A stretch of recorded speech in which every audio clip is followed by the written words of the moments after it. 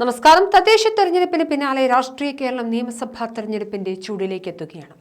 കഴിഞ്ഞ തവണത്തെ രാഷ്ട്രീയ സാഹചര്യത്തിൽ നിന്നും ബഹുദൂരം കേരളം മുന്നോട്ട് പോയതിനാൽ ഏവരും ഉറ്റുനോക്കുന്ന തെരഞ്ഞെടുപ്പായി മാറുകയാണ് ഈ വർഷം ഏപ്രിൽ മാസത്തിൽ വരാനിരിക്കുന്നത്. കേരളത്തിൽ നിയമസഭാ തെരഞ്ഞെടുപ്പ് ഏപ്രിൽ 2ാം വാരം നടന്നേക്കുമെന്നാണ് വിവരം. ഒറ്റഘട്ടമായി കേരളത്തിൽ തെരഞ്ഞെടുപ്പ് നടന്നേക്കുമെന്നും സൂചനയുണ്ട്. കേരളത്തിന് പുറമെ അസം, പശ്ചിമ ബംഗാൾ, തമിഴ്നാട്, പുതുച്ചേരി തുടങ്ങിയ നിയമസഭകളിലേക്കും ഇക്കുറി തെരഞ്ഞെടുപ്പ് നടക്കും. കേരളമടക്കം 4 സംസ്ഥാനങ്ങളിലും പുതുച്ചേരിയിലും ഈ വർഷം മെയ്, ജൂൺ മാസങ്ങളിലായി തെരഞ്ഞെടുപ്പ് പ്രക്രിയ പൂർത്തിയാക്കേണ്ടതുണ്ട്. മാർച്ചിൽ റംസാൻ വ്രതവും ചെറിയ പെരുന്നാളും കഴിഞ്ഞാൽ ഉടൻ തെരഞ്ഞെടുപ്പ് പ്രഖ്യാപനമുണ്ടാകും. 2021 ഏപ്രിൽ 6-നായിരുന്നു കേരളത്തിൽ തെരഞ്ഞെടുപ്പ്.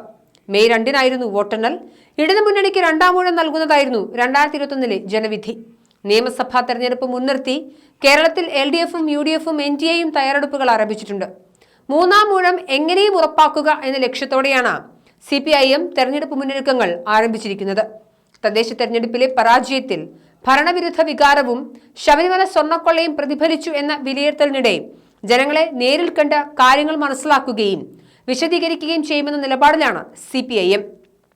കഴിഞ്ഞ തെരഞ്ഞെടുപ്പിൽ കർശനമാക്കിയ 2 ടേം പരിധിയിൽ വിജയസാധ്യത പരിഗണിച്ച് ഇത്തവണ ഇളവ് നൽകാനും CPIM ആലോചിക്കുന്നുണ്ട്. തദ്ദേശ തെരഞ്ഞെടുപ്പിൽ നേടിയ മുന്നേറ്റത്തിന്റെ ആത്മവിശ്വാസത്തിലാണ് UDF.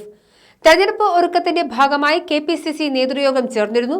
ഫെബ്രുവരി ആദ്യവാരം തന്നെ സ്ഥാനാർത്ഥികളെ നിശ്ചയിച്ച് തെരഞ്ഞെടുപ്പ് രംഗത്തിറക്കാനുള്ള നീക്കത്തിലാണ് കോൺഗ്രസ് നേതൃത്വം.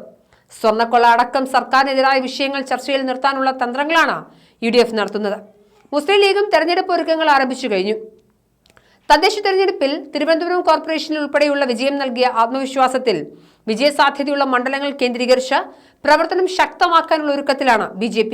തിരുവനന്തപുരം കോർപ്പറേഷനിൽ ഉണ്ടാക്കിയ മുന്നേറ്റം നിയമസഭാ തെരഞ്ഞെടുപ്പിലും ഉണ്ടാക്കാനാണ് BJP നീക്കം. കഴിഞ്ഞ ലോക്സഭാ തെരഞ്ഞെടുപ്പിൽ തൃശൂരിൽ നേടിയ വിജയം ആവർത്തിക്കാനുള്ള നീക്കങ്ങളും BJP നേതൃത്വം നടത്തുന്നുണ്ട്. സെമി ഫൈനൽ എന്ന് വിശേഷിപ്പിച്ചാണ് തദ്ദേശ തെരഞ്ഞെടുപ്പിനെ 3 മുന്നണികളും നേരിട്ടത്. അതിനാൽ തന്നെ ഫൈനലിലെ ഫലം എന്താകുമെന്ന കാത്തിരിപ്പിലാണ് ജനങ്ങൾ. തുടർഭരണം ലക്ഷ്യമിട്ട് മുഖ്യമന്ത്രി പിണറായി വിജയൻ മിഷൻ 110 കൂടി പ്രഖ്യാപിച്ചതോടെ കേരളം തെരഞ്ഞെടുപ്പ് ഗോതയിലേക്ക് എത്തി നിൽക്കുകയാണ്. തുടർഭരണം ലക്ഷ്യമിട്ടാണ് മിഷൻ 110മായി മുഖ്യമന്ത്രി പിണറായി വിജയന്റെ മാർഗരേഖ. സിറ്റിംഗ് സീറ്റുകൾക്കൊപ്പം കുറഞ്ഞ വോട്ടിന് തോറ്റ സീറ്റുകൾ കൂടി പിടിച്ചെടുക്കുക എന്നതാണ് സുപ്രധാന ലക്ഷ്യം.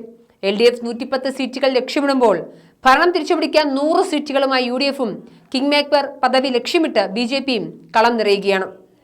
തദ്ദേശ തെരഞ്ഞെടുപ്പിലെ തിരിച്ചടിയിൽ നിന്നും പാഠം ഉൾക്കൊണ്ട് വികസനം തന്നെ ഇന്ധനമാക്കി മുന്നോട്ട് കുതിക്കാനാണ് LDFന്റെ ശ്രമം. തുടർഭരണം ഉറപ്പാക്കാൻ 110 സീറ്റുകൾ എന്ന ലക്ഷ്യവുമായാണ് മുഖ്യമന്ത്രിയുടെ മാർഗരേഖ.